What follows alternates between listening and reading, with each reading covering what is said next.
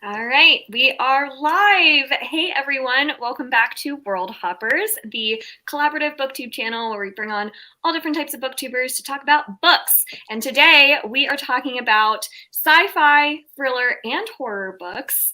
And we are doing the mid-year book freakout tag. So we'll hopefully have a nice representation from all three genres. Made sure to get a nice vast variety of booktubers here to kind of rep each genre. So hopefully we get enough of each one in. And then if you didn't already know, the AdSense from every Worldhoppers video does go to charity, as well as the profits from the merchandise sales. So go check out some merch. We have a cute little narwhal mascot that I need to get some merch for. All right, so I think we'll start with the first question, and I should have prepared banners and I didn't. Oh, someone already did from last year. Perfect. So we'll start with the best book that you've read this year, and we'll go, nope, this way. So Angela, I'll put you on the spot first. And I know that, if you have kind of a book that you want to feature from each different genre, you totally can. Or if you just have one genre you want to talk about, that's totally fine too. So I'll start off with you, Angela. Fun. This is the actual, of all the questions, the one that I've been struggling with. It's hard. So I have my stack, and I think I'm just gonna grab one because they're all very good. And it's going to be The Vanished Birds by Simone Jimenez. This is a sci-fi literary book.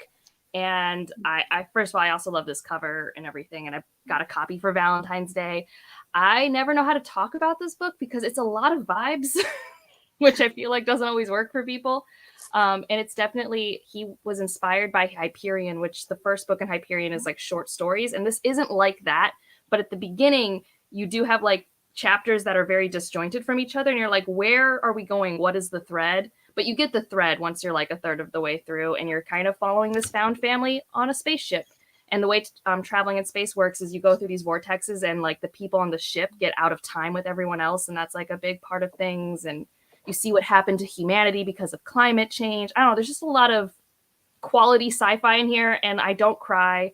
And this book almost made me cry. I had a lot of emotional response, and the lyrical writing is really good. So if you don't always read sci-fi and you always feel like it's out of reach, this isn't very tech heavy. It's definitely softer sci-fi, more, like I said, vibes. And if you like literary things and beautiful writing, it's very good. I really like it. And 2020 did this book dirty because it came out in 2020 and then no one read it because it was kind of, I think, a hard book to read then. And it also came out in January, and I feel like January books just don't do as well in terms of hype. But I love it so much, so I think it's this one. That's a good one. Okay, so I'm the one who has them for different genres.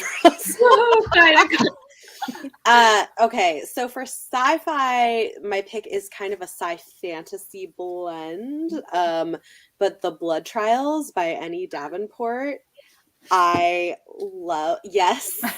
I've been wanting to read that. Listen, this is what I've been telling everybody is ignore the cover. No, it's a pretty cover. It's a it's a beautiful cover. It's but a little hokey though. It's a little hokey. It is not the vibes of the book. Have you guys looked at 80s sci-fi? We're just harkening back to the good old days. Okay, but what I'm saying is in terms of a marketing choice, as a marketing choice, it doesn't give you the right idea of what the book is. It is gritty adult sci-fantasy with a lot of violence, more like Red Rising than it's not YA. Oh, yes. Yeah. I mean, the first page, they're in a bar getting really hammered. Yeah. I only have read the first page. Yeah. It's very adult. But it's great. It's very fast-paced. I loved it. I thought it was excellent. I would say my favorite horror, at least of 2022 releases, is what I went with for this, is Summer's Edge by Dana Melly, which is a YA horror thriller that is they're saying it's Rebecca meets something, I don't remember, but it's queer and follows a group of messy teenagers at a summer house the summer after one of their best friends had died the year before, and maybe the house is haunted, and there's a lot of messy relationships, and the first main character you follow, her ex-boyfriend is the brother of the dead girl, and her ex-girlfriend is the the daughter of the people who own the possibly haunted house, and it's very messy and it's great. She's breaking all the rules for Oh, yeah. scary stories. It's great. Dang, the cover is kind of cool too, with like the red water. Yeah. So Cool. I liked that one. And then for a thriller, one that I think is another bad marketing choice cover is this is this Golden State by Marit Weisenberg. It's a YA thriller that doesn't look like a thriller. And it is about a teen girl who doesn't know her parents' real names because they've always been on the run. And she finally starts to want to know what's really going on and wants to like have a life outside of always moving from place to place. And it's very interesting. Yeah, that does not look like a thriller. No, it doesn't. Cover. Yeah. What I'm getting is that publishers really need Bethany on their staff. They So do. writing Yeah, Like, I can do better marketing than this. those are good. Those sound really good. So are we going around the circle to me, or are we going around the To circle you, that way? Leslie. Okay. Well, this is very, very, very hard for me to pick one because I just love so many books. But I have one recently for my favorite book of the year. It's a good one. It's Empire of Silence by Christopher Rocchio. I know, Jesse. I know. And it's okay.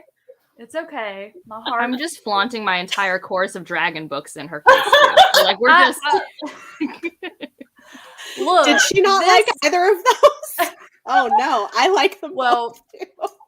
to Jessie, it's a horror story, and she can't deal. But I love the writing.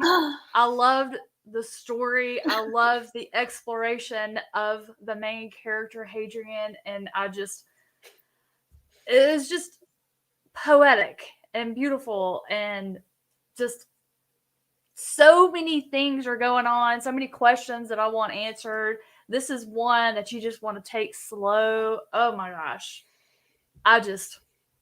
No, everyone else loves it. I love it. I love it. Jess Owens does not love it. Jess Owens finished it so she could ask Leanna case by case. I hold my breath whenever I watch one of Jess's on a book that I love. Sometimes she will trick me. She will trick me. And then, so I have to like, wait. I'm like, am I going to cheer? Am I going to be like hurt? But my favorite horror story this year, and the reason why I'm picking it, and I don't have a physical copy yet, is it is the scariest one that I've read all year. And that is The Exorcist House by Nick Roberts. Oh my gosh, guys, just think of this. A family buys a farmhouse, they renovate it, and there's a whole bunch of land. And the reason why the guy buys it is there's like these two big old plants that are going to be built nearby, and it's going to bring a whole bunch of industry and jobs to the area, and he's going to flip it and make a lot of money. He's thinking ahead, planning for his family. Well, they hire some people to renovate. Something strange happens. And when they get there, the door to the basement has been nailed shut with silver nails in the shape of a cross. A little bit weird. Turns out the previous owner was a guy who performed exorcisms, but he was not licensed by the Catholic Church. So these were like back alley exorcisms going on.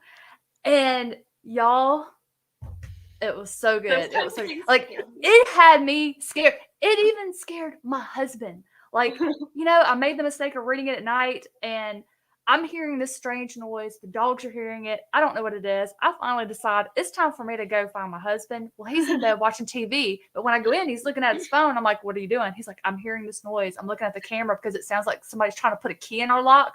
We did not sleep good that night. That night. So that one, it's so creepy. It's really good. I think it's on Kindle Unlimited. It might be still. Nice. My heart's racing just thinking about This it. is why I can't get too scary because I'm by myself. So like, no. Yeah. Yeah. All right. Well, I'm gonna go with just one. And this is definitely my favorite. I mean, it's a mystery thriller, but is that okay? Yes. Of course. Moonflower Murders by Anthony Horowitz. this is just everything I like in a mystery. It's like in an English town, countryside. It's a book within a book. So you get a book in the middle of it. So it's really 2 stories. And it's very Christie-esque in terms of the kinds of plots, the kinds of characters you get. And it's just, the setup is that it's a hotel. Well, so this is the second book in the series. You can read this out of order, but you may get some mild spoilers for the first book. Okay, because I accidentally bought that one first. Yeah,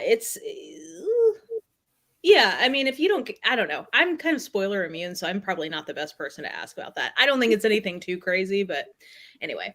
So the main character is being asked by the family of somebody who is missing if she will come help try to find out what happened, because the main character was the editor of a dude who wrote a book that the girl who's missing was reading when she went missing, and they think it's connected. So she is going back to this like hotel, this like very posh hotel in the English countryside to try to investigate, and then she reads the book that the guy wrote that the missing girl was reading when she went missing, and that's the book within the book. Oh my god. So I love like kind of a meta framing device situation. So it has that. I will warn you that there is some homophobia in this, but it's from the characters. But I have heard a few readers saying that they've heard some sus things about the author. So just an FYI, I took it when I was reading it that it was in the voice of the characters, but just a mild warning there. But this is just very much my thing. Yeah, I remember seeing the vlog that you featured it in, and it sounded super good. Yeah, it's fun. Mine are kind of 2-for-1s because they're genre benders, where it's kind of 2 genres that we're featuring in one. The first one is a sci-fi horror. Can anyone guess what I'm gonna say? It's a very like anticipated release for a lot of people. Dead Silence by S.A. Barnes. That one worked really well for me. It's Titanic, haunted Titanic in space, basically. And it gave me like just the right amount of horror, where I love, like, if you're gonna tease a ghost spaceship, you better put ghosts in it. And I was like, yes, creepy spaceship. Yes, it was so creepy. I loved the visuals. The way it was framed, you actually start with the end, and the character is explaining what happened on the spaceship. So you kind of know like how it ends, but you getting there to that point, you're discovering how everything happened. And I kind of loved that because it just, you just have this sense of dread. Like, oh, I know how it's going to end, and I don't want to know how we get there, but I'm going to find out anyway because I can't look away. So it just was like a perfect amount of horror. And it was, I would say, like light on the sci-fi, because like at times I was like, oh yeah, we're in space. Like they're like, you know, the beginning of the book, you have to get oriented to like your spaceship and where you're at. But I loved like leaning more into the horror. And then the other one is another sci-fi thriller, not horror, sci-fi thriller, and that's The Passengers by John Mars, which I don't know if any of you have read John Mars before. Is that I heard great the TV things show about and him. it's vampires? Or am I making No, I know what you're talking about, because there is a book called The Passage. Okay, Yeah, that's what that I'm one. thinking of. Yes. Justin Cronin. Yeah, Justin Cronin. Different book. No, this is Passengers, and it's like a Black Mirror episode. Like if you like Black Mirror, you would really like this book. It's a story about like a very near future in the UK where self-driving cars are kind of now the standard, and someone hacks into these self-driving cars and takes these 8 people hostage, and it gets blasted all over social media that like these drivers are going to die unless the public votes on which one they want to save.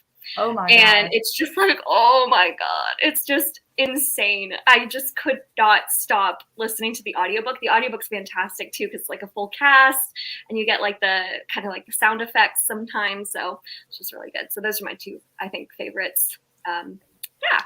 He's one I feel like I need to read. I've heard a lot of really good things about his books. Yeah, I want to read the one, I think is his like most popular one, the like DNA matching, where one of them's like a serial killer that gets matched. Ooh. Yeah. Okay. Let me just write that down too. Okay. Next, See, prop. y'all thought I came to be a part of this tag. I just came to get some recommendations. Book I recommendations. mean, that's how it works, I feel like. Yeah. I always get so many recommendations from these. All right. Best sequel you've read this year. This is kind of hard. So if you don't have an answer for it, that's okay. I have two technically. Oh, okay, good. Well, it was hard. Well, so I only have one of them, and it's technically the answer, but I just finished it like 30 minutes ago, and that's Parable of the Talents by Octavia Butler. Oh, that's a good, yes. Because objectively, that is the better one, but my heart is actually going to say Visions of Heat, a Side Changeling novel. Well, if you were wondering if one of my answer was a Side Changeling novel, then yes, it was. So I approve. So they're very different books. And like also Side Changeling, I guess they sometimes have thriller aspects, but it's mostly a sci-fi romance series. So I don't know if it really fits genre into- blends. Yeah, they are. Yeah, it's like They a have sci-fi all this, romance. like, yeah. Political thriller. But yeah, no, I mean, and I really liked the ending of Parable of the Talents. I was nervous because I don't know if other people know, but it was supposed to be a trilogy that was never finished. And I kind of figured it would be okay because Octavia Butler actually always closes her books. Like they don't typically end on cliffhangers. Mm-hmm. And I actually understand why she had to write Fledgling and like take some breaks. I'm like, yeah, I don't know how you start the third book. You've really set it up for a really different turn from the first two. So I like it as a duology. So it was really satisfying. Mm-hmm. And Vision of Heat, I had to drive the hypotenuse of Ohio, and that book was my best friend. So it just got me through it. They're so good. Actually, I should just go because mine is also a Side Changeling book. So I read Storm Echo, which comes out in July. And it is, I'm trying to look it up what number. I think it's number like 19 in the series. It's I was about to say, I was number 2. Yeah, it's well into the series, but we get, so basically Side Changeling is broken into 2 seasons so far. So the first season is books 1 through 14, and then you kind of get like a conclusion to that arc, and then a new arc starts up. So for the second season, there's been a big mystery, and I've been guessing how I thought that mystery was going to be resolved, and I was mostly right, and that was very satisfying to have correctly like been reading the signs. And the romance was really good, though I had some, well, anyway, it was good. And if you love Side Changeling, then I think you're gonna love this book. And I just love Delaney Singh so much. She has gotten me through some dark times in my life, so I'm very excited, Angela, that you have her to keep you company when you are reading. I've been like looking for, because as a kid, all my family like read the long serialized like mystery thriller books, and I like never had that for me as an author because fantasy, it's urban fantasy, and I hadn't found a series that was like that for me. So this is like my new thing of like, I need a 300-page thing. Yeah. I feel like this makes me want you to try the Naked in Death series, or like the In Death series, because it's also sci-fi romance near future. Okay. So maybe once you get through all 30 books of the Side Changeling series.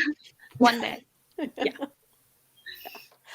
Okay, well, mine I actually have. It's coming out in July. It's A Prayer for the Crown Shy by Becky Chambers. It's so good. It's even better than the first one.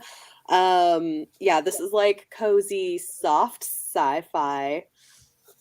But, I mean, like, it does have, like, actual science under it with, like, environmental concerns.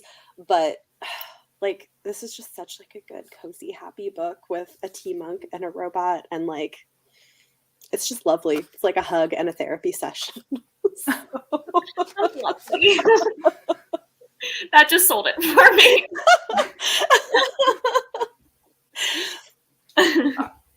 Was that your only one for That's my the only one genres? yeah, because couldn't think Read of a lot. anything that was like a sequel that I've read that's for horror or thriller. Yeah. So, yeah. Well, I have one, and it's kind of it's kind of a mixture of thriller, mystery, horror. It's called The Tunnel, It's by Joseph Sale, and it's the second book in his Illuminati series. But the first book and this book can be read independently of each other. Like, they don't tie in, but the third book in the series ties them all three together. But this one, you can see there's a little creature, little baby crocodile coming out of there. Little dinosaur. And it's called The Tunnel. And you know, when you read the back, it talks about there's a killer loose in London, and people are kind of thinking Jack the Ripper has either returned, he was a vampire. They have all these conspiracy theories because all of a sudden this rash of murders start happening. And it's so good. Like, that part is horrifying, but there's also the in-depth character development of the main character, which when we started off, we started kind of getting that, and I'm thinking, I read this for a serial killer? Where's that? But then all of a sudden I was so enraptured in her pain, her trauma, something that happened to her, and how she grew through that and just developed into a young person, a young adult, and how what she experienced affected the rest of her life and her choices. I found that fascinating. But then we get to the Jack the Ripper serial killer part, and it gets tied together, and I was living the dream reading that book. It was fun. That's awesome. Man, I don't have a great one because I only read one sequel that counts towards these genres, but it was a good one. I read the whole Dinty trilogy this year, and I really liked the second book. I would say the third is my least favorite, but I really liked the second one. The third was just like trying to do so much that I wanted like a full-length novel from it. But the second and the first book in that series, I thought were really good. Like, Nnedi Okorafor does such a good job of like putting so much into so few pages. Like, she puts so much culture and world building and like thematic elements, and just like really tells a lot with like a little. It's pretty remarkable. And I just really like Binti as a main character as well. I thought that she was just fascinating to follow, and just like the world building was so fascinating, and like this like alien war that's going on is like so fascinating, and like the themes it brings up, it was just really good. So I really liked that trilogy. I had a good time with it. Yeah, I'm wondering where I should go repping it. next. Yeah, where should I go next with Nnedi Okorafor? Is that all you've read from her so far? That's the first thing I've read from her. Akata something? I forget. Oh yeah, Akata Witch is really good. That's her YA. Like, it's like young YA, upper middle grade kind of. Well, it's first book. Yeah, it starts middle grade. The next one is definitely YA verging into new adult, and then I haven't read the third one yet, but I have it. And it's more than a trilogy. It's not a trilogy. It's going to keep going? Yes. Oh, I've been told it's not a trilogy by many people. I haven't read any of it. Well, I'll take as much as I can get because her imagination is so wonderful. Yeah. And it's very dark for children's literature. But yeah, I think it's I love that series. I also think you might like Lagoon more than I did, because I think I like her more confusing works. And I know sometimes we don't rely on confusing takes. And like Lagoon's a very plot driven, like take a first contact action movie, make it a book, but it's in Nigeria. Like, yeah, that sounds cool. Maybe I'll check out Lagoon and do, because the concept of the Akata Witch series is super cool, where each book is aging up like with the reader, presumably, which is cool. So yeah, I'll check those two out. Thanks, guys. Appreciate it. Okay, next prompt, new release you haven't read yet, but you would want to. This is easy. It's this one that I actually spent money on. I haven't read it yet. So, but I mean, I'm intrigued because it's a duology, and I don't know when the second book's coming out, but it's, and also Harper Voyager's just making like really nice tactile experiences. Like, this is a really nice dust jacket. It is. Like, it just feels really nice, but I'm really excited about it. I hope it's everything Bethany has told me it'll be. And if it's not, it's completely her fault. Obviously, it has nothing to do with people having different tastes or experiences or opinions. No. It's all my fault. You know what? Luckily, so far, I've gotten good feedback. I'm happy how many people have picked it up because of me, and so far, people are liking it, which is bodes well. So I'm excited for this. I don't know. I'm hoping to read it this summer because I'm kind of been needing more plot-driven things, and this seems like it's going to be like pretty fast. It is, yes. So I think that's my main one because I've actually been pretty up to date on all of the sci-fi releases that I've been wanting to read. So. Oh, I'm failing. I'm doing okay. Yeah, I feel like I'm about to jinx myself being like, I think I've read most of it, but that's probably not true. Okay, well, I have plans for reading at least a couple of these. So one, this is why I picked it actually for a book club thing for the fall, The Hacienda by Isabel Cañas. I was thinking about saying that, but I can't because I'm in that book club. So that's one I'm also going to read. I forgot this was more than sci-fi. That's also on my list. Yeah. Which that I'm excited about because it's like they're saying it's like Rebecca-ish, but with the Mexican Revolution, and I've been excited about it since I heard about it last year. So we're going to read it in October.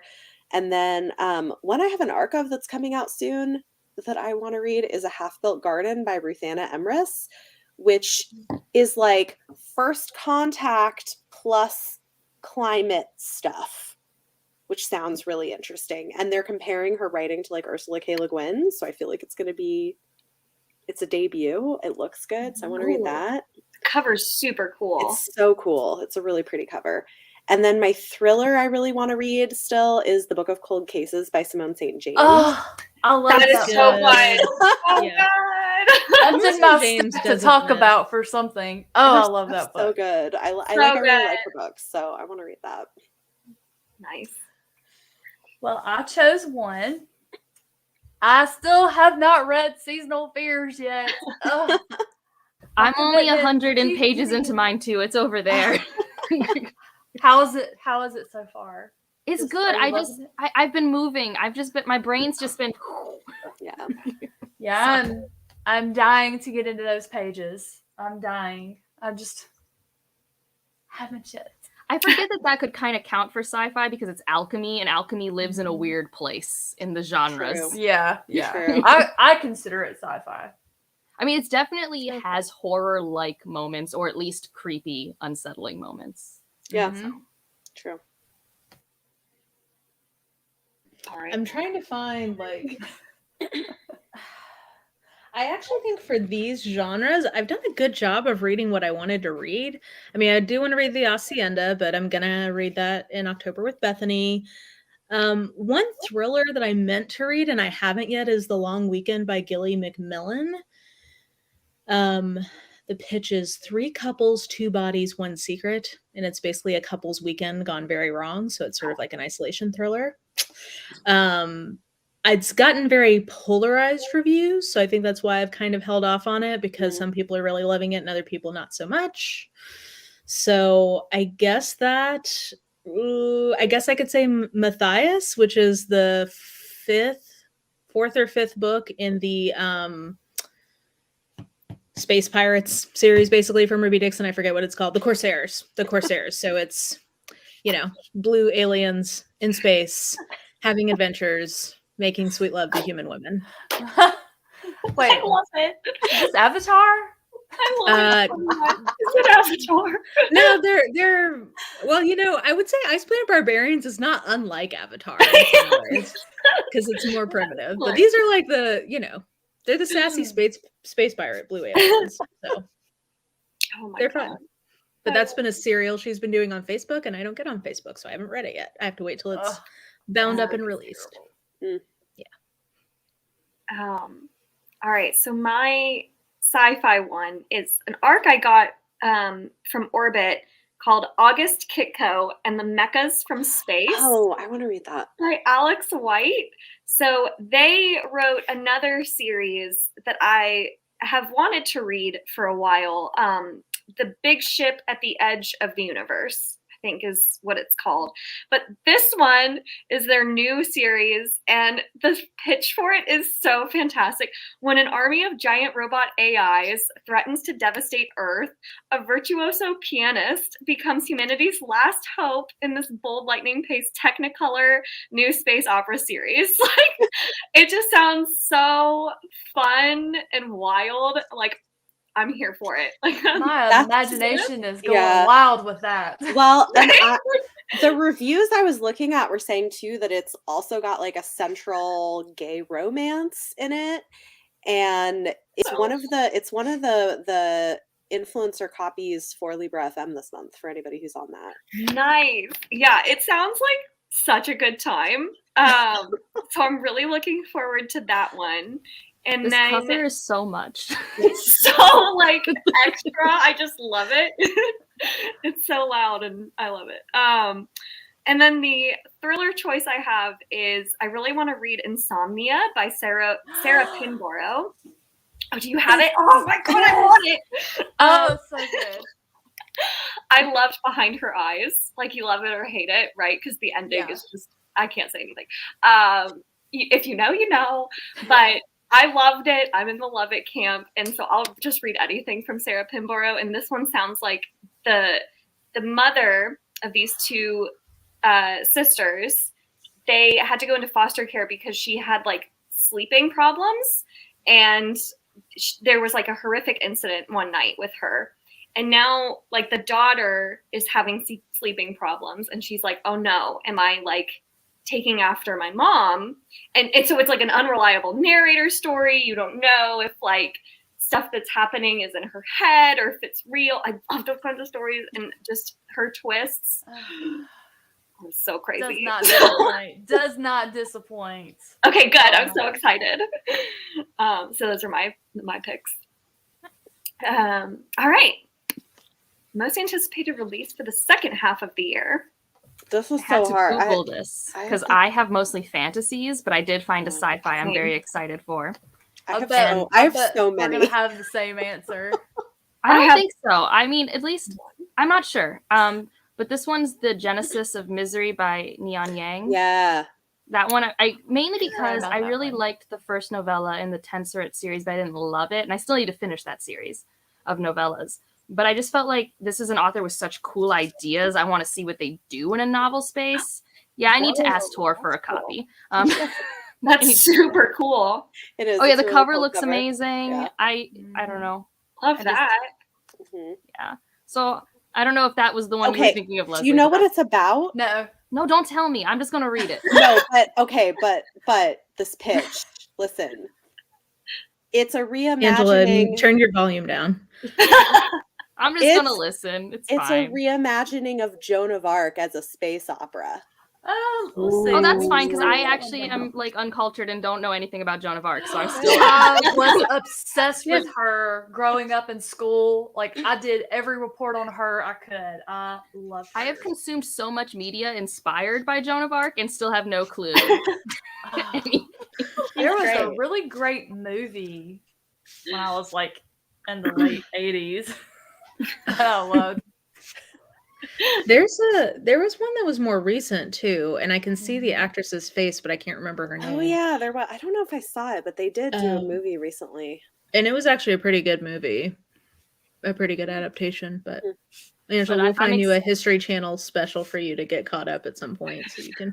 I mean, one day I'll just do a Google. It's just I don't know why. It's just like not something I've ever gone to the computer to answer my questions for. I'm like, oh, it's a really famous woman in ancient history. She's a really interesting figure. Yeah.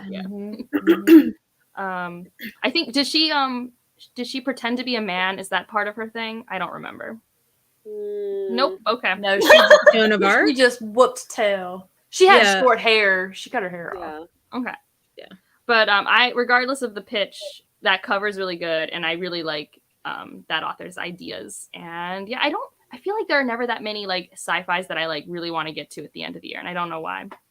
If it counts, the fourth Mistborn Era 2 book, because that era of Mistborn has gotten very sci-fi fantasy, but that's really a fantasy book. So similarly, the next N.K. Jemisin book is kind of Lovecraftian horror, cosmic horror era. Yeah, I think that counts. That counts. Definitely. That does count. I would say that counts more than. I don't know, because in my head it's also kind of way more magical realism fantasy, like the way that the fantasy elements come through. But multi-dimension, I guess if you ever say that, it automatically goes in sci-fi. So all three of those are kind of my thing. Genre blend. What are genres? I don't really know. Those count. You know. Love it. Okay. Nona the Ninth by Tamsin Muir, because I love this series. I'm excited to see what's next. Ocean's Echo by Everina Maxwell. We're getting another sci-fi romance from her, and I'm very excited because Winter's Orbit was amazing. That one intrigues me because I think it has like telepathy, which is one of my favorite buzzwords in like romances. Nice. Oh, that'll be fun. Yeah. And then a couple horror ones I'm excited for. House of Hunger by Alexis Henderson, which is like a gothic vampire, black vampire story thing. The Year of the Witch. Yes. That was the author of that. She's got like a vampire book coming out this fall. Nice. And yeah. And then oh, I didn't know that. Oh, House of Hunger. House of Hunger. Yep, it's got a great cover too.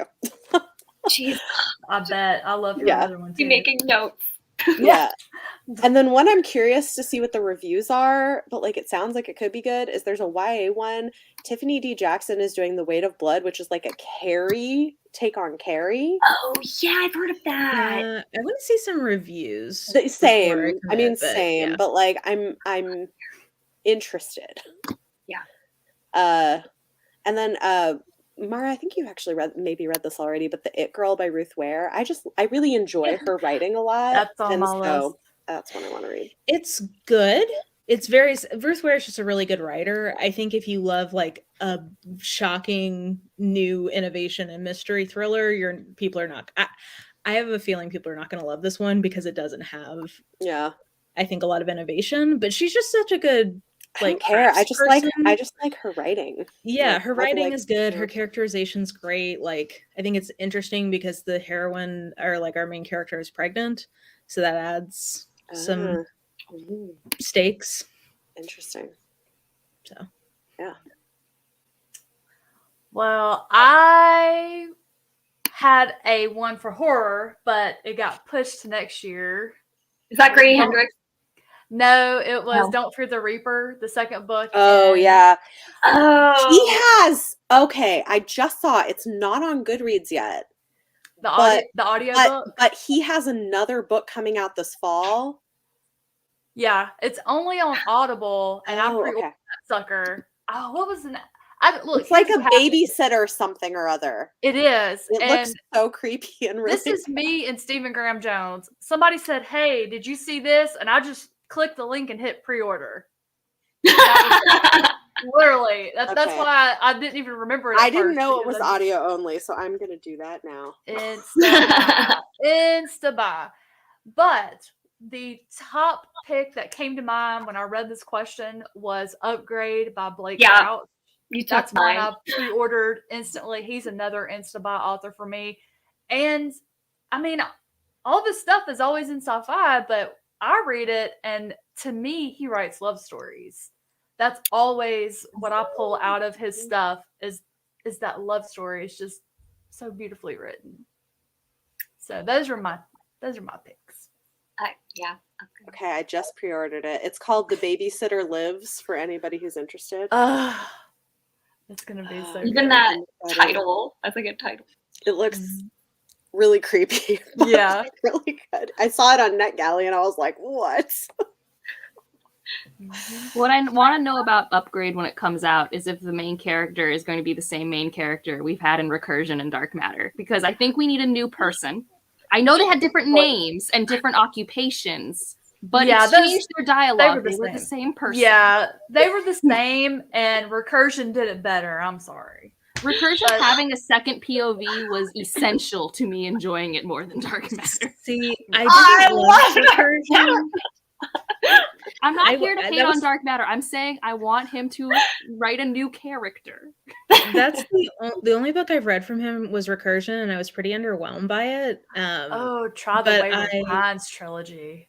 Well, I kind of want to try the new one because it's not time travel, and time travel is always sort of a hard pit. Like, I think it's easy to annoy me with it.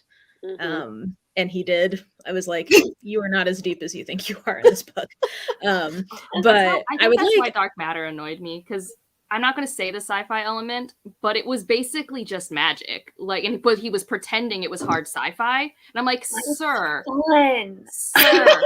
But see, again, pretending. He was acting like he was writing to all the dude bros, and they were like, "Oh yes."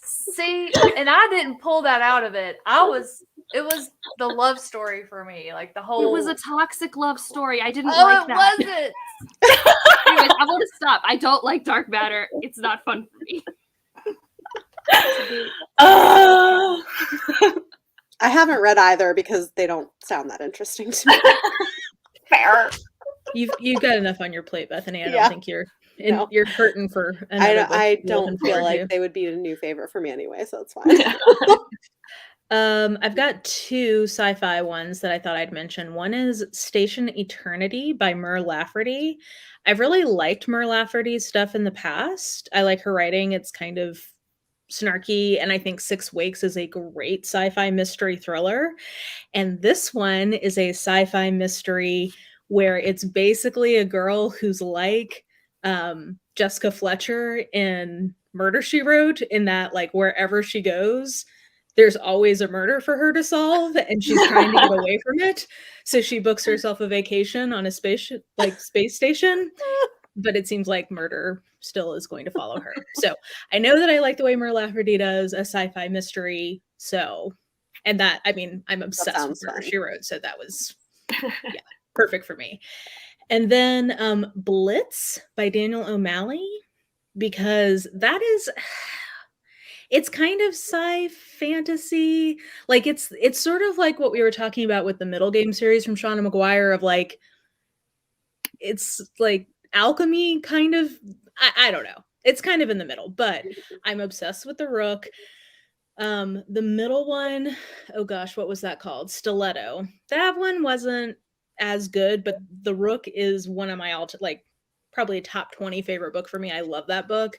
So I remain hopeful. Basically, there's like a shadow ministry in the UK, and there's lots of like political intrigue, and they have science skills / magic. I can't tell what it is, but yeah. We'll see what happens. I'm trying to keep my expectations low, but I love that first book so much. I'll keep reading in the series until it's done. Leslie, were you also twitching when she said the Rook? Because I kept thinking Mask of Mirrors. I'm like, that's not what she's talking about. Did you see that the new title for book 3 got announced? Yeah, but it's not coming out till next year, so we can't talk about it on this tag, and it makes me sad. Because I would force it in. I would too. I feel like there's science. Yeah, there's code. It's fine. I mean, right now, Jesse and I are reading Lachlan's, and I don't know if that's sci-fi or fantasy anymore. It's like hardcore computer science. Like, what are we reading? All right. So you already took my sci-fi pick, Leslie, which it sounds like everybody else on the stream is super excited for as well. Yeah. We're going to have lots of people to talk about it with. So. But my thriller horror pick is Just Like Home by Sarah Gailey. Yes. That one's on my list too. I forgot that's coming out. Okay, yeah. And so I feel like this might be a good place to start because, first of all, like the cover is just everything. It's such a cool cover. It gives me like haunted house vibes for sure. And I love the trope of like the child of a serial killer having to like face that. Like I just read Flicker in the Dark. And that one was super fascinating because it explores that trope. But it has that trope in it where the main character has to go back to a home where her father was a serial killer. You know, and it sounds like there's like maybe some like paranormal stuff going on, like with the memory of her father. And I love that. So it sounds super creepy. It's an author I've been wanting to check out. I also want to check out their book, The Echo Wife. That one is another one I really want to read. Yeah. It's like a sci-fi domestic thriller, which sounds awesome. So, I read this in like essentially one sitting. It was amazing. That's all good. Yeah. So very excited for that one. All right. Biggest disappointment. Cool. What's the? I wrote down 2, but I don't know which one's the bigger disappointment. I think it's Ancillary Justice. Right, Ancillary Justice by Anne Leckie.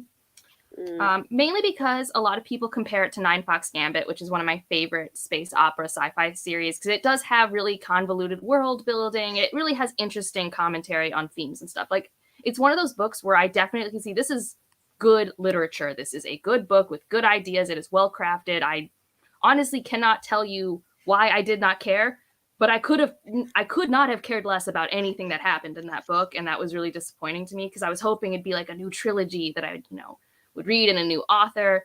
And then I remembered I'd read one of her stories in The Mythic Dream, and it was like the same exact experience of, oh, this is a really cool idea, but I have no interest in whatever you just said. So I think she's just an author that doesn't like resonate with my brain, which is disappointing just because Ancillary Justice, like, in its premise, you were following an ancillary that used to be part of like this hive mind, and now they're separate and they're getting revenge on this empire. And it's like this empire, the gender is all the same, and how it goes with different languages and how the empire expands. There's a lot of themes in sci-fi that I really care about, but I think it's because our main perspective is someone that doesn't by nature have a strong personality because they were an ancillary. Maybe I couldn't latch on and there wasn't a lot of banter, and I kind of like banter, or at least character talking to each other.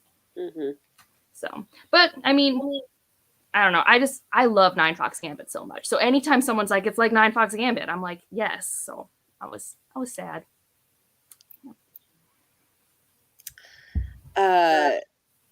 So I guess my main one is probably my most controversial.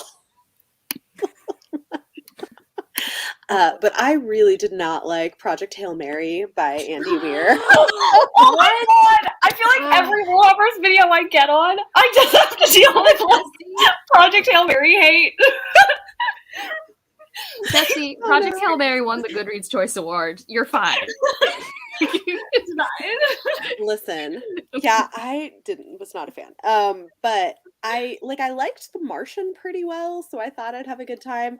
Listen, I hated the way he did the alien stuff. It was so bad. It was so bad. Really? Yes, like the linguistics, like it made zero sense. It Jesse was so is acting dumb. like you have like picked her puppy. He is a multi-millionaire, Jesse. He will be fine. He'll be fine. This is fine. Yeah. I'm sure there's already a movie deal for it. Like, I think there was before it was published. Yeah, he'll be fine. But no, I was like, I don't know. No, I get it.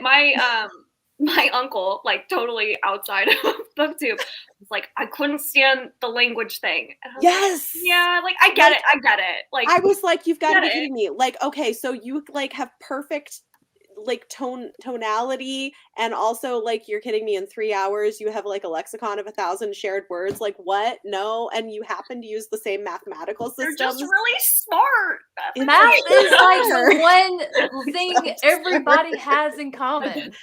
That's not true. Okay, this is the thing, because I was reading a nonfiction book from like a scientist who was talking about how even on Earth there are people groups who came up with different mathematical systems. We just ended up going with what we've gone with. So like even on Earth that's not true, and it's not how things work. It took us a really long time to get the concept of zero down. It truly did. Anyway, like you wouldn't think about it, but it took a really long time. I want to say it was like the Mayans who first cracked that code. Maybe. No, I thought it was in the Mesopotamian era, so I thought it was still like the Babylonian people. I'm not sure. I don't actually care that much about math. I'm not a math geek, but I do know it took us a long time to come up with zero. And when I took a math proofs class for like a second, I had to prove that zero was real, and I'm like, why? Wait, aren't you a physicist? Physicists like to use math. I love applying math. People who love math love the mysteries of the universe in a very weird way. You're right. It was first recorded in Mesopotamia, but the Mayans also independently invented it. Oh, okay. There you go. I mean, just the knew concept that like of nothing has to obtain some variable, right? Like, yeah. I just love that Angela's like, I'm not that into math, and I'm like, I believe that literally your job is using math, so I'm gonna have to call like the people I was around. Like, so for the average person, you're right. I love calculus and differential equations, but I'm talking about some scary stuff that people really love in math. It's just like appropriate that we talk about math under the biggest disappointment header, because that was always my biggest disappointment on my report card was math. Oh my gosh. I was so bad at it. Yeah, I still need to try Project Hail Mary. I'm just still burned from the first 50 pages of Artemis. I tried to read Artemis and DNF'd it. I heard the audiobook is wonderful. Rosario Dawson narrates it. So I'm sure, yeah, because currently my internal narration for Jazz is just like intolerable. Okay, I won't. There were a lot of things that really bothered me about Project Hail Mary. I'm sorry. Another Do you thing have that a bothered me rant? about Project Hail Mary. So my biggest disappointment, I read, well, actually I ended up DNFing it, Pulse by B.A. Bellick. Which one? It was say it one more time? Pulse.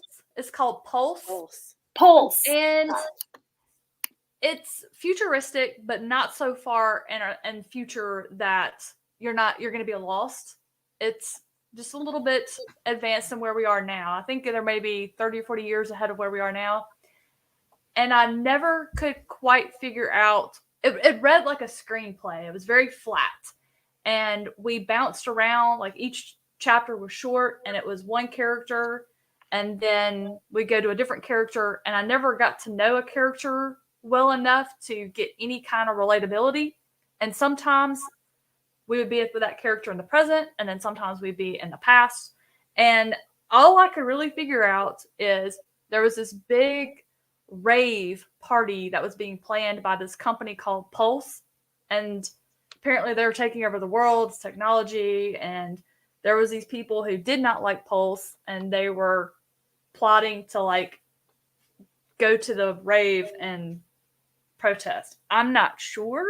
I saw one monster briefly.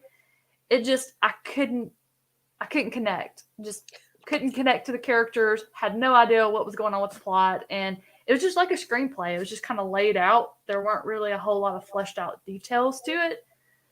So I was like, I'm not jiving with it. So I was like, Life is too short to finish books you're not enjoying. Yeah. Right. So that's my biggest disappointment for this year so far. Come here. I would say for these categories, I'm gonna say The Cartographers by Ping Shepherd. Oh, we've gotten a kitty and a puppy. I really didn't like this book. I struggled to. Oop, are you on mute, Angela? Sorry, I was like, what category are we putting this in? Is it like a thriller? Is that? I have it listed as speculative thriller because there is a speculative element that I don't want to get into, but I think that it would probably be. I think you could say it was sci-fi. And it's a really cool premise, like even without getting into the kind of the spoiler parts of the speculative element, just like straight up the thriller setup, which is this woman's dad is found dead and he is a famous map archivist and she was following in his footsteps. But then one day she found this random map and they had a huge fight and he got her fired over it. And then he's like found with that map in his possession. And so like, why did somebody kill him? There's like trying to kill other people, trying to get this map. So like, what's going on with this map?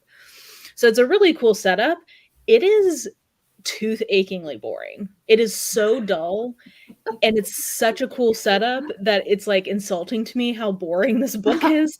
And then like, it reads sort of like a Dan Brown thriller. Like that's what it should be. But it's the boring version of Dan Brown. So you're forced to sit there and think about how none of it makes any sense. Like, oh no, it makes, and you guys, I mean, Bethany in particular, like I'll roll with it. I don't like, it doesn't have, if the math doesn't math, as long as I'm having fun. As long as you're having fun, whatever. I had so little fun that I had to sit there, and then me and Leanna, of all people, bonded over how it didn't make sense. So like, that's what this book turned me into was. I was surprised that you had such a bad time. You turned you into Leanna. I was just sitting there like, this makes no sense. And if this was fun, I wouldn't have to think about why this makes no sense. So for making me a Leanna nitpicker, I'm gonna say this is my biggest disappointment. She also hated this book, by the way. So. She has a very thorough spoiler video that I have watched.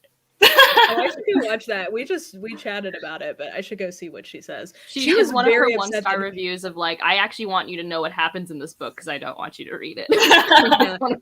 It is, and I'm sure if she spoiled it, she will detail the actual idea of it is very cool. So like, it's even more galling that it's not. Good. I don't know. I think unless it's like Natural Treasure 3 for some reason, like in theaters, that's the only map-based things I really care about. Which I love National Treasure. Oh, yeah, I love them. Like, that's what I want. That sounds great. But yeah, this was not it for me. Wow. Okay, mine is really, really an unpopular opinion. So I'm so as unpopular as Project Hail Mary, the Goodreads Choice winner.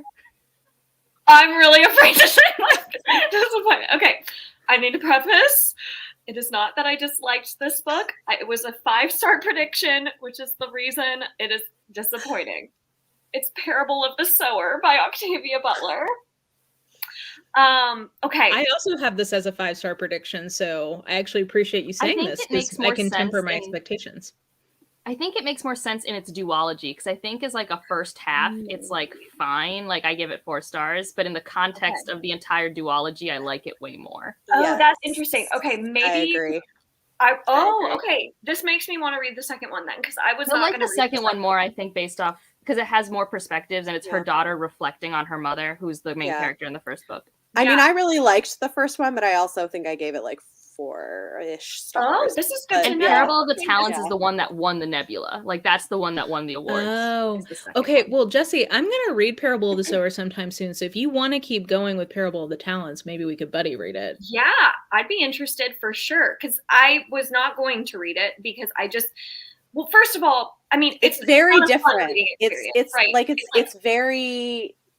The second book is very different structurally. Okay. Like it's different, but I mean, yeah, I think you're gonna like it more. It doesn't do what Clay's arc does, so I don't feel like I'm setting you up for failure there.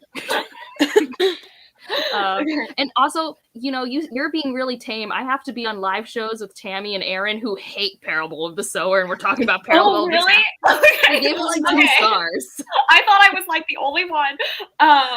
Jess also doesn't like it that much. It's not plot or character driven. And so you're kind of just like, yes, it's idea driven, which like it has really cool ideas. And I really liked the like beginning of chapter, like little snippets from like idea and world. Like the things that are happening. Yes. I mean, there is a character arc, but it's. Yeah. Did you listen to the audio or physically read? Physically read it. So that's another thing. So when I tried to physically read this duology, I was like bored to tears. And then when I listened to it, I was like, this is so much easier to listen to. I feel like I'm getting a tutorial on how to read this book of like lower your expectations, get the audio. Well, it's someone creating a religion and being very reflective. And it's so much nicer to hear the musings and reflections than making my brain think like this person's brain, you know? Okay. Because the first book is all like journal entries. Well, I need a new audiobook, so maybe I'll get that for my flight. Yeah, and I liked both the audiobooks. The second audiobook has 3 narrators. Interesting. Yeah, because I just, you know, and I get why the main character doesn't have much personality, right? Because like the audiobook helps with that too. She has a lot more emotion. Okay. And like I thought the empath thing was really fascinating to explore. But yeah, it was just like I need like something like pushing it. Also, forward. Jemison didn't like it her first time reading it. If that helps. Read her author, or not the author's note. I read her note in the book, which was really interesting that she read it like 3 times. Except she spoils the second book in her foreword, and I'm like, ma'am. Yes, I kept waiting for that to happen and was like, Oh wait, this never That's happened. why I never read those until after I finish the book. Me It wasn't a too. big deal. Like, it didn't bother me at all because it's not like even a moment I would have been like, "Oh my," in the book. But it was like, why are we spoiling the second book? Don't read the note, Mara, from N.K. Jemisin until you finish it. Okay, I'll add that to my list of instructions. How to have the best experience possible with this truly dystopian near future sci-fi. Yes. Yeah. Oh, I don't know if I can handle dystopia right now, actually. Oh, it It's is- basically really, like really- a much better crafted Handmaid's Tale. Like It's like, yeah. Oh man. Yeah. Like, if you I don't had think Handmaid's Tale, Okay, it's also, like diary listen, entries. there is literally I can't remember. Oh, I think this isn't until book 2, I guess. Now that I'm thinking about it, but like in book 2, there is literally a conservative politician running for president who's like awful and homophobic, and his campaign thing is "Make America Great Again." Oh my Stop. gosh. Well, So maybe I'll it's, wait for the it's- Roe v. Wade to get overturned, and then I'll pop that on and just sit there and stew. Yeah, it's a book that was written in the 90s and no one Mhm. believed it, and now the Now book it's- takes place in the 2020s and 2030s, and Yep. yeah.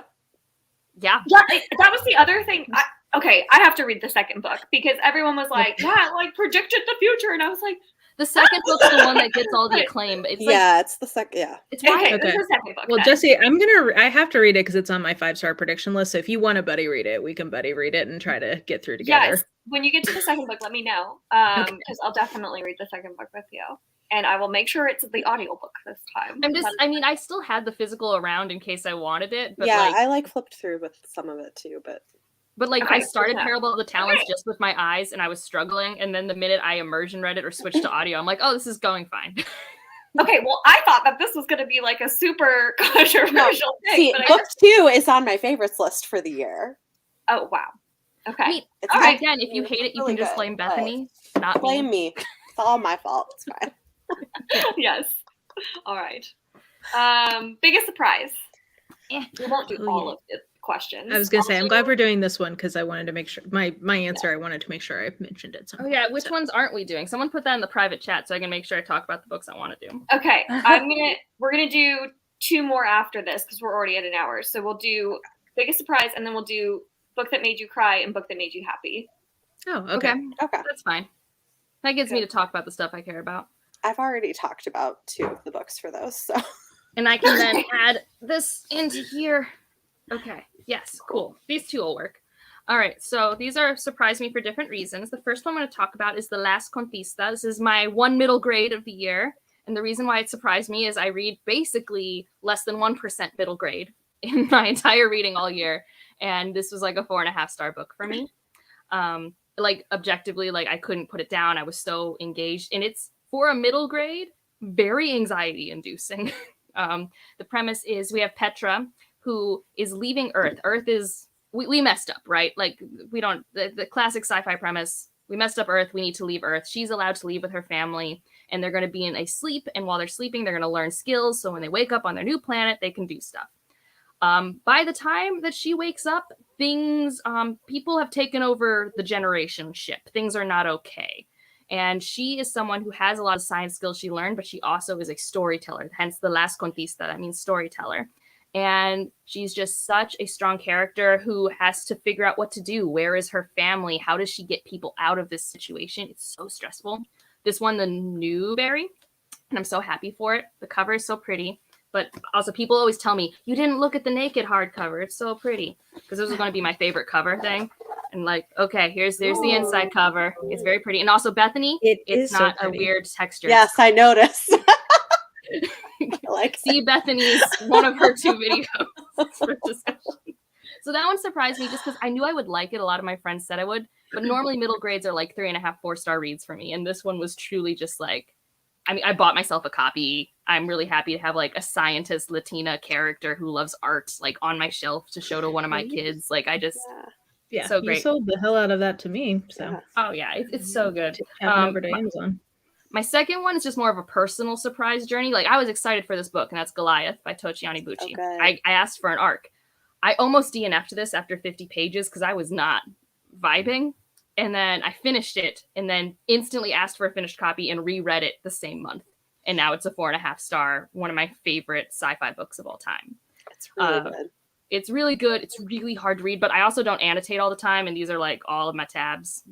Like I like never annotate. So this was like a personal surprise. And I feel like, again, this is like a January sci-fi release that no one's picking up and it's challenging. I don't think The Vanished Birds that I talked about earlier is challenging. This is challenging in content and in narrative structure and in vocabulary. Like he literally was like pulled no punches. This is like the highest level of like he's using all those Ivy League degrees he has. Like literally I was reading and I'm like, Tochi, I don't know what this word means. I know you're a lawyer, but I don't know. But on top of that, he doesn't clearly telegraph when you're switching character perspectives or when you're going back into the past. And so it is non-linear, it's character jumpy, but boy, is it worth it. I know Bethany listened to the audiobook for this, so I don't know what that's Well, like. I did both. I read and listened at the same time. The audiobook is good. I'm glad I had both because it is a lot to like take in. And I'm glad I knew going in that it was non-linear because that would have thrown me. And I will say, if you're someone, as you're reading it, and you're like, I still don't know what's happening, that was me until the end of part 3. Yes. And even then, do I really know? But part 3 is where you get the exposition. But then things make sense and it's really good. So, but if you do read this book, come find me because I'm always wanting to talk to people about it because it's a book that requires many book club discussions. And like, I want to read it again. Right? Like that's why once I understood the scope of the story, I'm like, I need to instantly like recontextualize it. So to go from like, I might DNF my first arc of the year to this is a work that I treasure a lot. Like it was a surprising experience. Can you tell me the name of the middle grade one again? I'm too dumb for that book, so. It's The Last Conquista. Okay. I was by spelling Donna it very wrong. Barbara Higuera. No, this one is good for ages 8 and up or something. I don't know what's middle grade. I'm about to be 35, so I think I can handle that one. I'm not sure if I have enough attention for Goliath, but I was just happy to get a copy before they put the sticker on it. Because it's going to get the Newbery Award sticker, which is good for it. It means it's great. Like when I read this, it had 800 ratings, and now it has like thousands and thousands of ratings. That's great. That's so great. Okay, I have 2 also. One is Nine Fox Gambit by Yoon Ha Lee, which I read because of Angela.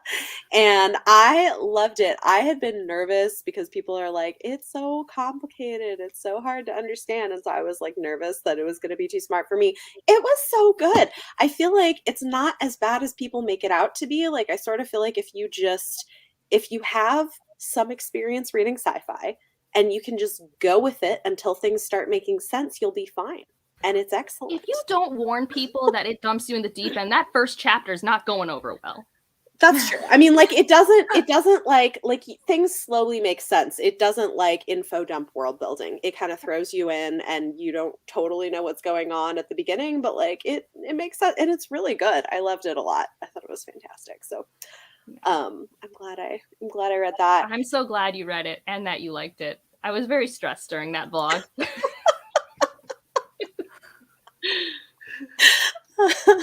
Yeah, I did. It was really good. I'm glad I did it. And then the other one that was I guess kind of a surprise. I guess I didn't expect to like it as much as I did, and maybe this is an unpopular opinion. I guess sort of. But I read We Have Always Lived in the Castle by Shirley Jackson, which a lot of people don't really like, and I loved it. Freaking love Shirley Jackson. I will not so stand for any Shirley Jackson slander. Like so many people were like didn't get it or thought it was boring or something. I thought it was so creepy and really good, and like the characterization, oh my god, it was so good. Anyway, I loved it was really good. She's just so atmospheric. Mm-hmm. Well, and like but it's like the character work is so, oh my gosh, it's so good, and that's what's creepy as hell. It's like, oh, anyway, that was great. Well, mine is kind of funny. So it was Insomnia by Sarah Pembroke. And what happened is,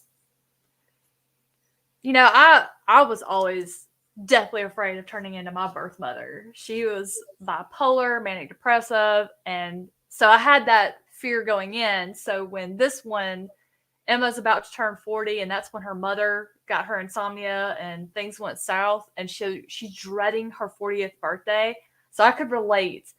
And I was buying into that. And then all of the things, like Jesse mentioned, that are they happening? Are they not? Is it the insomnia? Like, what's going on? I was living for it. Then a different element showed up, and it is one that I love. But I thought I hated it in the story until I got on a live show with my friends that read it with me, and we're talking about it, and I was so excited, and I was talking about that element. And I was like, well, wait a minute. I think I do kind of like this. It does work. It's like I talked it out loud, and it clicked, and it made sense. I'm like, I kind of love that. You have me so intrigued. What is I'm not telling you. I'm not telling you. You have to read it for yourself. It reads so fast. And on top of that, I had stinking COVID, and they gave me a steroid that I couldn't sleep. So I'm not sleeping. I'm reading about poor Emma not sleeping. And it's just like, so then I'm like looking around, like going, is this really happening right now? It was so good. Such a great do not experience. like reading about insomnia when I have insomnia. It's like not my favorite thing. Oh man. But yeah, so I don't know if it surprised me or if I surprised myself. I'm not sure what, but I'm going with it. Well, I wanted to make sure to talk about this at some point because it came out today, and I don't know that this has got a lot of hype at all. So if I can give it some hype, I would like it too. It's Never Coming Home by Kate Williams. This is a YA thriller, and it is a retelling of And Then There Were None by Agatha Christie, and it is one of the best And Then There Were None retellings I've ever encountered.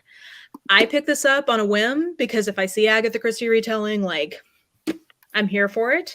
And I frankly thought that I was going to roast this book, but this is one of my favorite books of the year. It's so good.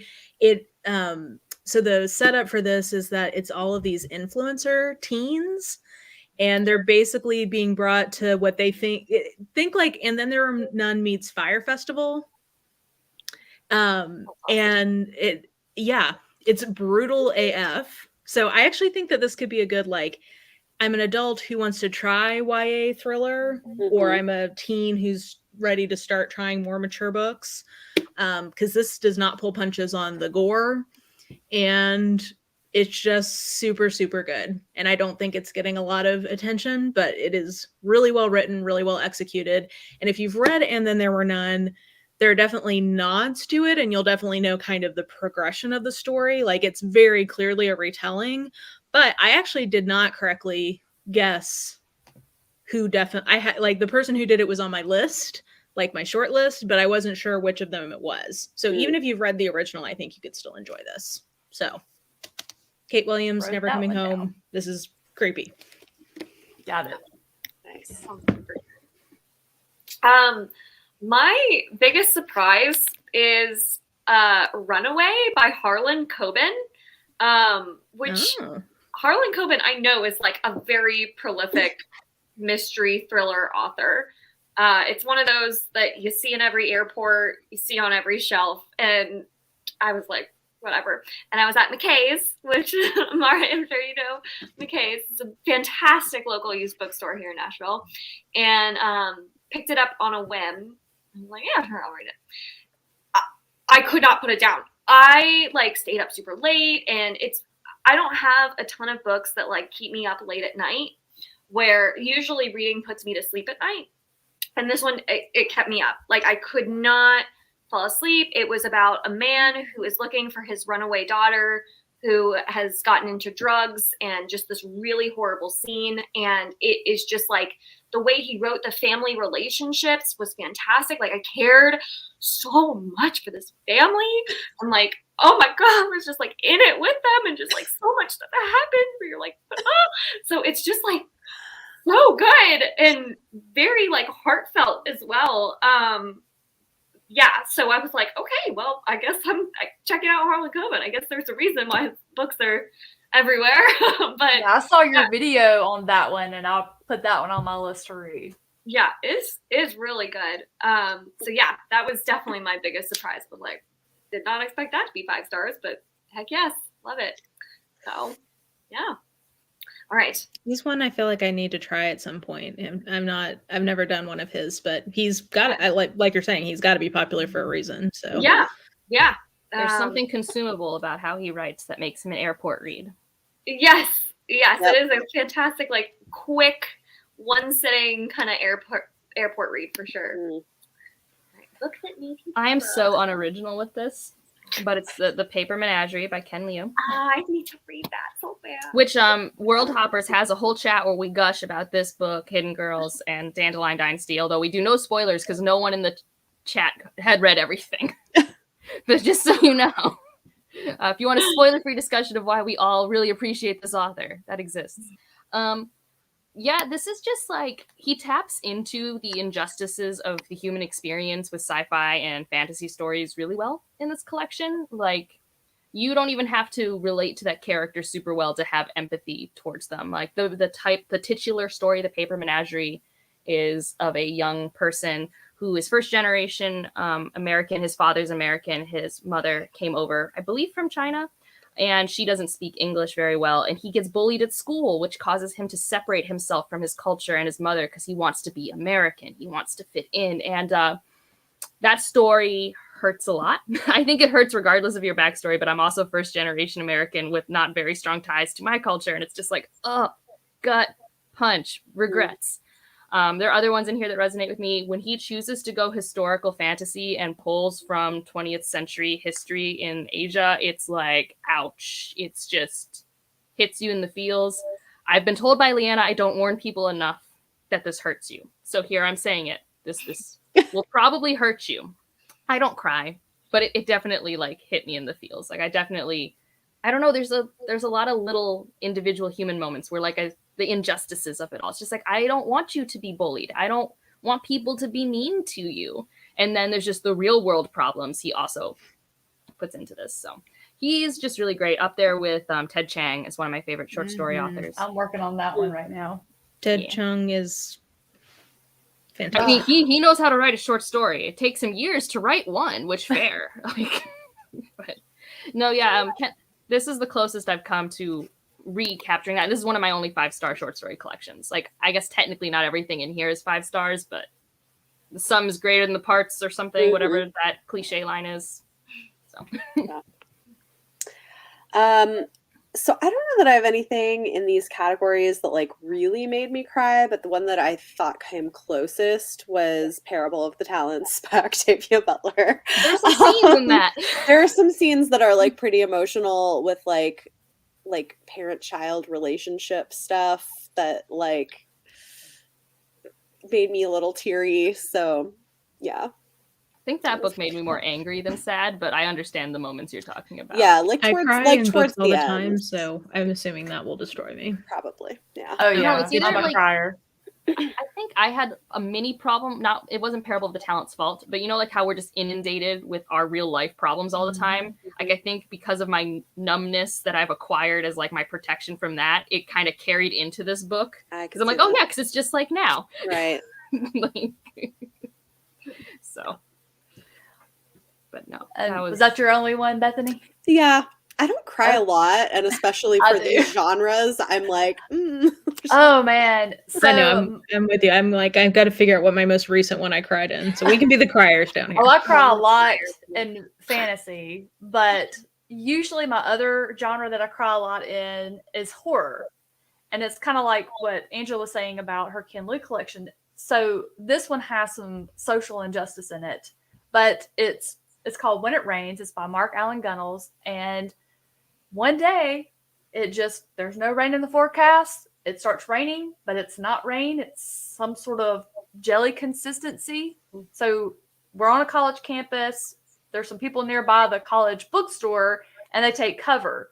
So what happens inevitably due to the fear and not knowing what it is a biological weapon, but it's happening all over the entire globe. So there's a lot of fear. Of course, they're watching the news. The different news channels are just reporting whatever garbage. Oh, we have our first death. Oh, this and that and the other. Oh, these people are ill. Nobody has any facts. Well, the people who got caught in this rain and the people who were already in the bookstore that didn't. So they square off and they segregate. And oh my gosh. And some of them is like, there's a couple, there's a gay guy that works in the store, and his husband was coming to have lunch with him, and he got caught in the rain, and the other one didn't. And oh man, it just, and it's so realistic, because what these people did to one another just because of fear and the not knowing. This is reminding me of a Doctor Who episode, one of the standalones with David Tennant. You know which one I'm talking about, on the train? Like, it's your description's reminding me of that. Yeah, it was a beautiful, just soul-bearing look at humanity and just how we react to things, that the fear of the unknown, and it's just. But yeah, there was something that happened that turned the waterworks on. So. But I can't tell you what it was. I was gonna say mine's gonna seem very tonally different. But when I'm looking at these genres, the last book that made me cry is Daisy's Decision by Ruby Dixon, which is a sci-fi romance. And she is very good at having characters who you don't necessarily like, but then when their book comes around, you see like what's going on with them and you like them better. So the main character of this one, previously she's been sort of like a prima donna. She came to the planet on like of her own volition. This is the Ice Planet Barbarian series, by the way. Just for context. The blue people? The blue people. This is the primitive version of the blue people. These are not the space pirate ones. These are the ones who crash landed on a planet and have gone like primitive. So she decided to come, and then she was saving a kid from a fire, and so she fell into the fire and she was very disfigured. And we're getting from her perspective like why, like, she's just only been valued for her looks, and like she thinks that's really like the only value she has. And it just really touched me. I was like sitting there crying like, Daisy, you're worth more than just the way you look. So yeah, whatever that says about me, that was the last book in one of these genres that made me cry. Mine is a like cozy mystery, so I don't know if it totally counts for this. Sure. But it's The Maid by Nita Prose. I cried in that one too. I bawled at the end. Okay, so The Maid, I feel like a lot of people know what The Maid is, but it's about Molly the maid, who is like my favorite character ever. I just love her so much. She is neurodiverse and doesn't pick up on social cues the same way that like a neurotypical person would. And so she works in this like really prestigious hotel and comes upon a dead body in one of the rooms that she's cleaning and gets wrapped up in this murder mystery. And you as the reader kind of are seeing her react, or her interactions with like characters in the story as they investigate this murder, and you kind of like see red flags as the reader, but Molly doesn't like recognize those kinds of red flags the same way. She just doesn't recognize those same social cues that like the neurotypical person would. So it's like this really like aggravating reading experience where you're like, no, Molly, no. And you just like care so much about Molly because she has this like really like sweet backstory as well, which like the murder mystery to me is like not the point. Like, right. Like the murder mystery is what it is. I cared much more about like Molly's backstory, and like she had this like relationship with her grandmother. And like her like parents weren't around, so her grandmother is the one who really raised her, and like her relationship, and it's sweet. It's so sweet. It's just the sweetest, most heartwarming story. This could also like make me happy, but it's just like the most heartwarming story, and it's about Molly who has to like make these connections with people to like get out of this investigation and unravel herself from it, and it's just like the sweetest thing, and I bawled like a baby. So I cried in that one too. There was lots of like just tenderness crying. Yes. Yeah, like for me, like the murder mystery, like I think if you're going in for a murder mystery, I can see it being like, I don't know, maybe not a favorite. It's very voice driven. It's like, because you're in Molly's perspective, so it's very voicey. If you like Molly, you'll like the book. If you don't like Molly, you won't like the book. Exactly. And I love Molly. So yeah, that's my pick. Book that made you happy. It's a good one to end on. Yeah, except this is the genre that doesn't do that for me very often. Like, I literally have a whole video of like all the sci-fi books I've read this year that are all just depressing. The world is ending because humans suck. Like that thriller horror. Climate and pandemic sci-fi is on authors' brains. They are writing about it a lot. But I do have one that was sci-fi that made me happy, and one that is a stretch, but it's one of the books that's made me happiest this year, so I'm going to talk about it. And the first one is the last prose Jemison I had to read, and that was Emergency Skin, which is a sci-fi short story by her. And it's actually relatively optimistic, but I mostly loved it because A, I was reading a Jemison, and that just brings me joy. And B, it's such a snarky narrator. It was so funny. Highly recommend the audiobook. Someone in my Discord told me, and I'm so glad I did, because like if you ever played the video games like Portal or Portal 2 where you have that AI who's just like making fun of you while you're playing the game, and like it's so fun. It's definitely like such a good taste test also, I think, of Jemison, because normally I wouldn't say her short stories are where I would point people, because I'm like, she's playing around, she's experimenting, but this is like, yeah, this is how she writes her themes. This is the level of loudness her themes are going to be. Yep. She likes to do weird narrative frameworks. This is an example of her doing an odd narrative framework. And I really like it because it's, like I said, and also kind of optimistic sci-fi. Like, Goliath is the negative version of this in terms of, like, what happens if all of the rich people leave Earth is the question. Yeah. And Emergency Skin is Jemison's happier answer. And then my other one is kind of like, so I'm going to give movie comps. It's if Pan's Labyrinth and Stardust made a book, and that is Nettle and Bone, kind of. Because it's got, like, the whimsy of Stardust, but it's kind of got Guillermo del Toro's, like, brains and monsters in it. Like, it's not horror. I think if you want a horror book, this is not horror. It's not. It's not whatsoever. But it's, like, in that really small genre of, like, dark fairy tale where I can't find any books in this little sliver. It's always, like, fantasy retellings. I'm like, I don't want a retelling. I just want a dark fairy tale.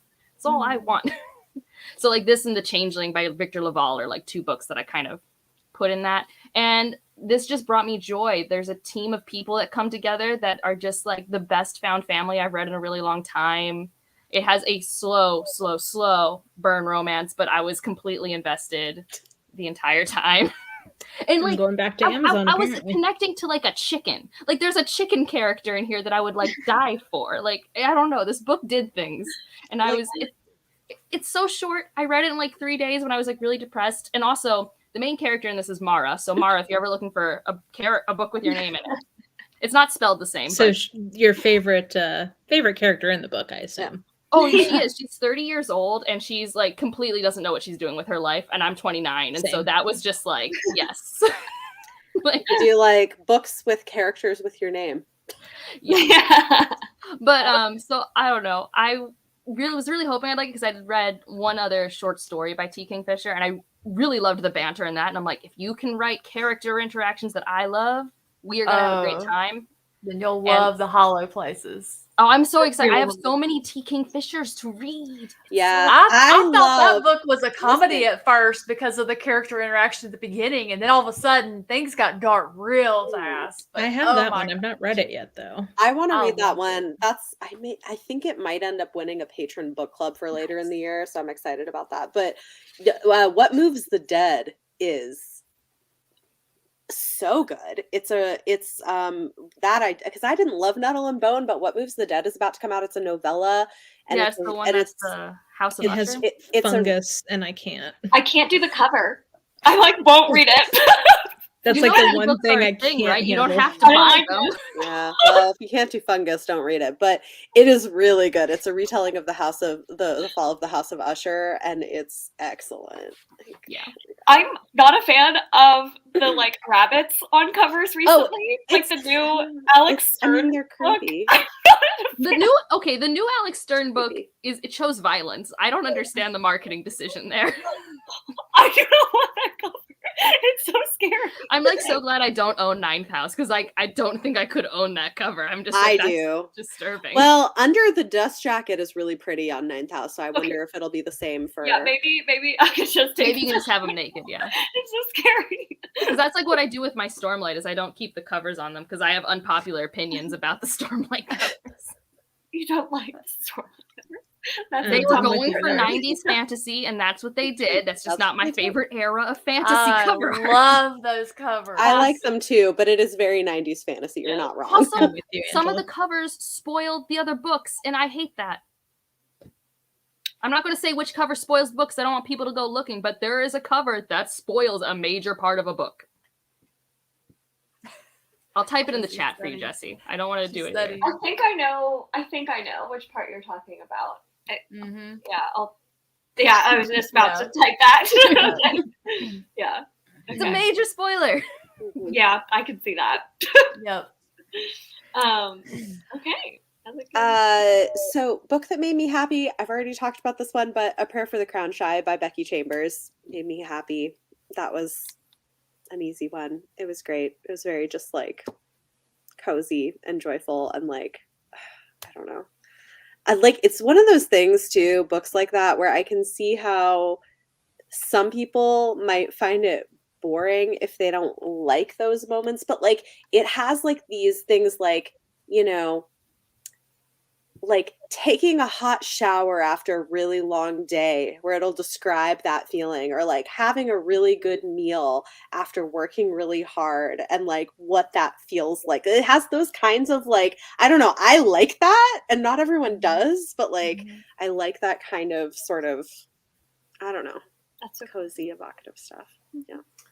I need to get to that series. It's slated for my I don't even think I'm in a quarter life crisis anymore. Actual ongoing life crisis. I need to slot it in as I switch careers. Well, my book that made me happiest this year so far is Chris Panettire's Stringers. I laughed out loud many times. Think Bill and Ted get kidnapped and taken to outer space. Oh no. It's so good. So there's this guy, his name is Ben. I want to say he's like 29 as well, and he works at a tackle shop because he's gotten in his own way his whole life. He has all of this knowledge about insects, reproduction, and vintage watches. He didn't learn this. He was born with it. And he just, at first they thought he was a genius. And when they realized, no, he wasn't, his parents kind of lost interest in it all. But he just kept searching and searching and searching. And he's like, okay, there's no answer for what happened here. Maybe there's somebody else like me. Well, it leads to him and his little hippie drug-loving buddy Patton getting abducted by an alien with a jar of pickles. And y'all, I'm telling you, I have never in my life laughed this much. I had so much joy reading this book. It's my heart. Like sometimes I'll just pick it up and just look at it and just flip to whatever page just to see what Ben and Patton are doing. And it's so good. Like someone was comparing it to like the humor in Hot Fuzz, which has me pretty interested because I really like Hot Fuzz and Shaun of the Dead. 100%. 100%. Oh, it's so good. And it's interactive. There's a part where you're going to need a mirror when you get to that section. You need a mirror. That's what I'm going to tell you. It was so fun. That sounds so fun. I don't know. I guess I'll just go with The Woman in the Libraries by Sulari Gentile, just because I had just a great time reading it. It's a another book within a book. It's a thing I like. The framing device made me laugh at several points. And yeah, it's basically like a reverse locked room mystery is how I've been describing it, because we know one of the people who done it is in a room together with the other people when the murder happens. So like, how did they do it? Basically. It also has a slow burn romance. And it just was like, I just had a good time, which is what I want from a mystery thriller. I just want to have fun. And I had fun. Yeah, I want to read that one. I'll do a repeat answer here. Book that made me happy. Parable of the Sower. I'm kidding. It's like the most depressing. I was like, really? Huh. What part of that book Keep you on your even toes. has Make sure joy? Yeah. Finishing it. a straight Like, face. even Got her questions about finding, Jesse's like, her politics. partner is like uncomfortable. It's so sad. Like, so depressing. Just keeping y'all on your toes. So my actual answer is not Parable of the Sower. It is Finley Donovan is killing it. That's one that I thought I was gonna like love it, and I didn't like love it, but I still had like a really good time with it. It is preposterous and just like a good time. It's, if you haven't heard of it, Vish really liked it too. It's everywhere, I feel like, and it's about a author who writes like murder mystery romance novels and is pitching her story to an agent at a Panera. Gets overheard by someone who wants to off their husband and gets mistaken for a hit woman and gets hired to off the husband. And she is desperate and doesn't want to take it, but things proceed from there. And it's just like wild. Like, and some of like you shouldn't take these type of jobs just because you need to. I just think you need to plan it out. It's like some of the plot conveniences were like, really? But like, it's still like a really good time. If you're thinking about that at that point in that kind of book, then the book has already lost you. Like, you shouldn't be thinking about that. Right. Like you just gotta go in, suspend your disbelief, like just have a good time. I like Finley as a character because she's like a mom who's just really just struggling with like motherhood, and it's just like kind of relatable in a lot of ways. Like not the murdering of the people, but just like the motherhood struggles. So I'm glad you clarified that. Yeah, in case you were wondering. Since I live in the same city with you, I do have to worry. So is there a Panera you can stalk her at and she can tell her plan for her book? If I see Jesse at a Panera, I'll be concerned. Like, maybe. I don't think anyone would mistake me for a woman, but you never know, I guess. So anyways, it was a good Always time. The ones you don't expect. Yep. It's always the quiet ones. So funny. Yeah, so that was a good one to end on. Any other books that y'all wanted to shout out real quick, or are we good? I have one. Okay, go for it. I have to find it. Where'd it go? Here it is. It's The City Inside. I just wanted it for beautiful cover. Yeah. And I read it. So. Oh, you have read it? I have read it, yeah. Did you it's like literary sci-fi. It's doom and gloom sci-fi. This is like 2050s, 2040s India. Kind of like post everything now. And there's an authoritarian government. It's basically an updated version of 1984, but in India. So there's a lot of surveillance, and you're following people who are not necessarily your typical main characters or protagonists, kind of like 1984, who are like living in that system and they don't like it, but they don't know how to resist. And this entire story is like very slice of life following it. And one of the main characters, Joey, works as someone who basically manages or produces an influencer. So as people on YouTube, it's like really interesting to read that lens. I don't know if it's that interesting for people who don't like put themselves out on the internet. And so the story itself, like it's kind of like the Memory Police or something where I'm like, it's not 1984. That's how they're going to market it to you. It's not thrilling or anything like that. It's about these people who are actually quite privileged in this new situation who don't like it, figuring out how they can resist and what's going to be the tipping point to get them to resist. It's not really about resisting, and it's very literary, and like the author has a voice, and so, but I don't know, I just feel like is very pretty. So if we had done pretty cover, I was going to talk about this. The most beautiful book you bought this year. That one is so pretty. Well, thanks. Yeah. Yeah. All right. Well, thanks everyone so much for joining today. Everybody's channels will be linked down below. So go check it out. Go check out the merch. And see you all in our next World Hoppers video. Thanks everyone. Bye. Bye.